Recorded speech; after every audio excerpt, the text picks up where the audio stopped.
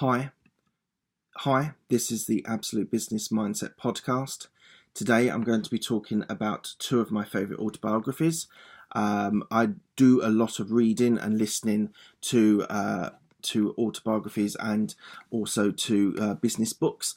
So just thought it'd be good to catch up with two of the best autobiographies that I have listened to recently. They are the second Richard Branson autobiography, Finding My Virginity, and then one that I've really enjoyed recently is Shoe Dog, a memoir of Phil Knight of Nike. So just wanted to have a quick chat about those today. The first one is Richard Branson I'm going to talk about. And this really is just a really nice insight into the type of businessman that Richard Branson is. We all know from his first book a lot about his stunts and a lot of his taking his life in his own, being able to do these extraordinary things like the balloon rides. The second one, that what's called Finding My Virginity, is a lot more, is a little bit older, so it's the second phase of his life. He talks a lot about his business and how he creates a business.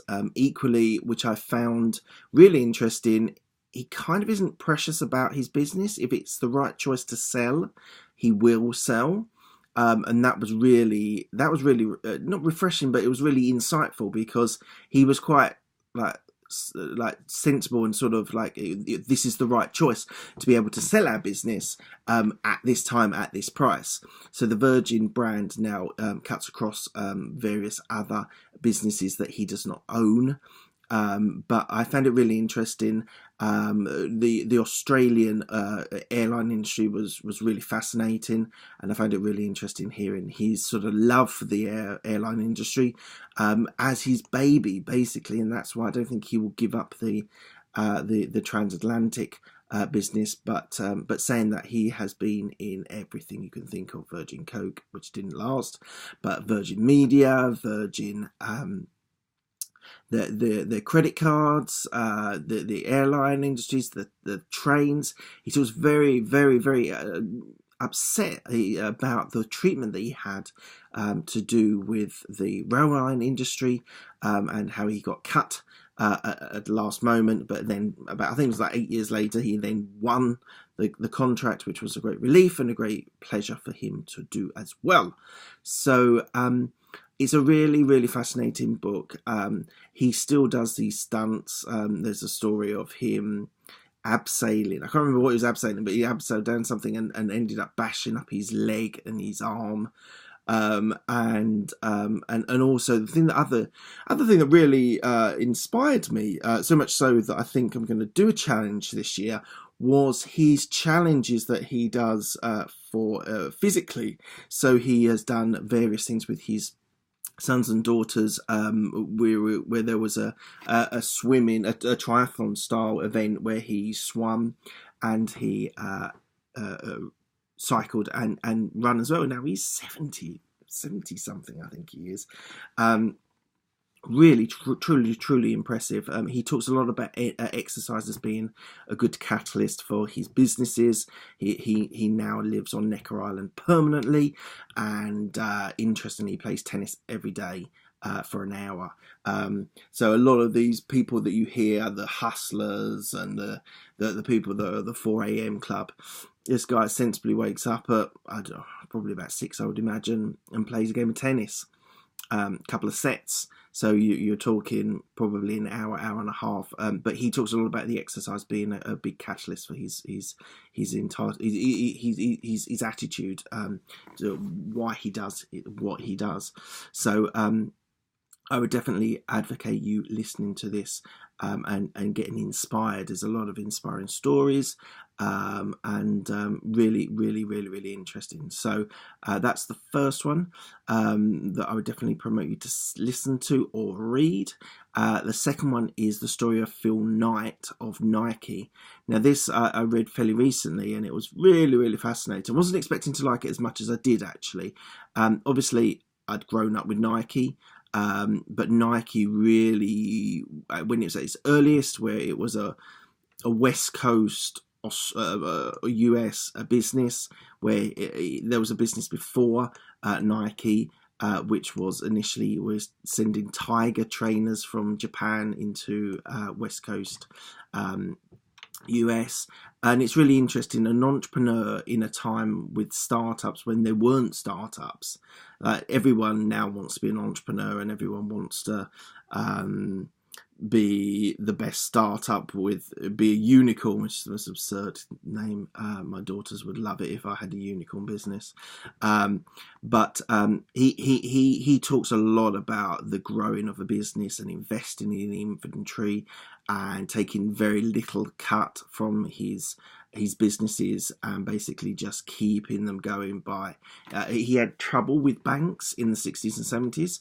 A lot of them wanted to scale back and have a bit in the bank, and he obsessively ignored them, so much so that there was some pretty tight deadlines and tight timeframes of paying back loans and things that he struggled with, because he had all his inventory, all of his shoes that he was then building when it was Nike in the second phase of the story. And he talks a lot about building a business from the roots up, and this is literally in your front bedroom with trainers when trainers weren't really a thing. So it's great to hear the sort of birth of the trainer. Now, obviously there were businesses like Adidas, who was a big competitor with his, who had more of an established business, but it's really, really fascinating. Not massive trainer fans, and wear them for my exercise, but he was originally there for running and for jogging and for exercise, and I think it's fascinating how he brought something that was niche, and when he got into Nike and started advertising with people, his business, his branding was almost incredible before it even began. The sort of ideas of branding and having individual sportsmen or musicians, whatever it is, being there and sort of sharing his experiences, because I think he added a great deal of value, and just to really, I think it would be an inspiring story for a new entrepreneur who's cut their cloth as an 18-year-old that wants to be able to start a business as a startup. It really was all in, constantly all in to get that business to the mega status that it is.